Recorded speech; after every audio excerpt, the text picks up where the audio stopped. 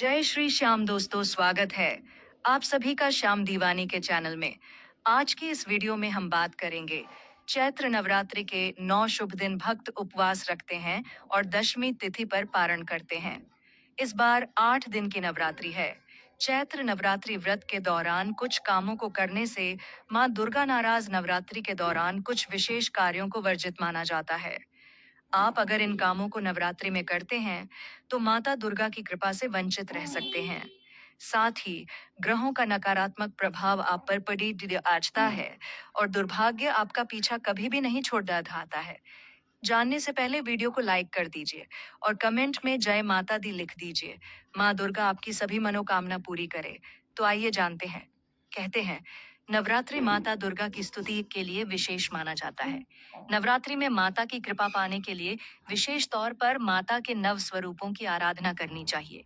वहीं कुछ ऐसे काम भी हैं जिन्हें नवरात्रि में करने से दुर्भाग्य आपका पीछा कभी नहीं छोड़ देगा। वैसे तो ये 5 काम कभी नहीं करने चाहिए, लेकिन नवरात्रि में विशेष रूप से ये कार्य वर्जित माने जाते हैं। 6 मार्च 2025 तक चैत्र नवरात्रि व्रत रखे जाएंगे।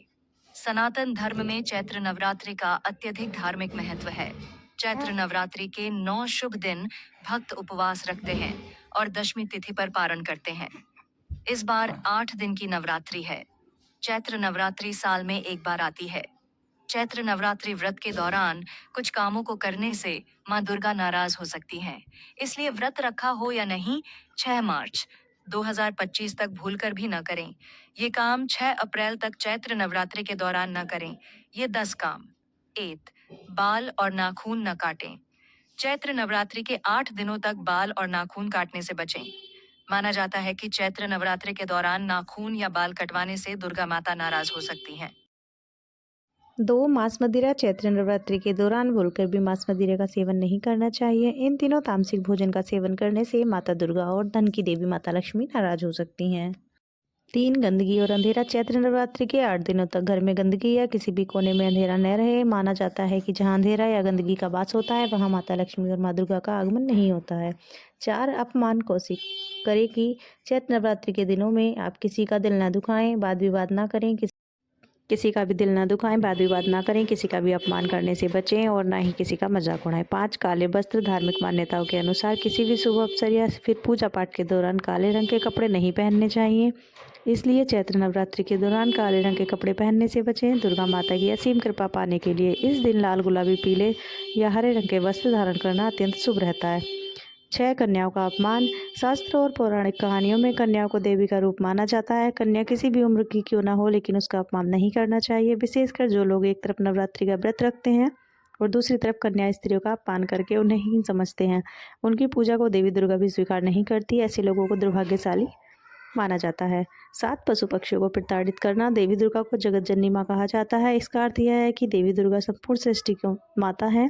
ऐसे मनुष्य ही नहीं बल्कि प्रत्येक पशु पक्षी भी माता दुर्गा का अंश होते हैं। ऐसे में अगर वे जुबान पशु पक्षियों ऐसे में मनुष्य ही नहीं बल्कि प्रत्येक पशु पक्षी भी माता दुर्गा का ही अंश है। ऐसे में अगर बेजुबान पशु पक्षियों को कोई भी मनुष्य किसी भी प्रकार से परेशान करता है, तो माता दुर्गा उस पर क्रोधित होकर सदा के लिए अपनी कृपा से वंचित कर देती हैं। 8. गरीब या मजदूरों का शोषण करना।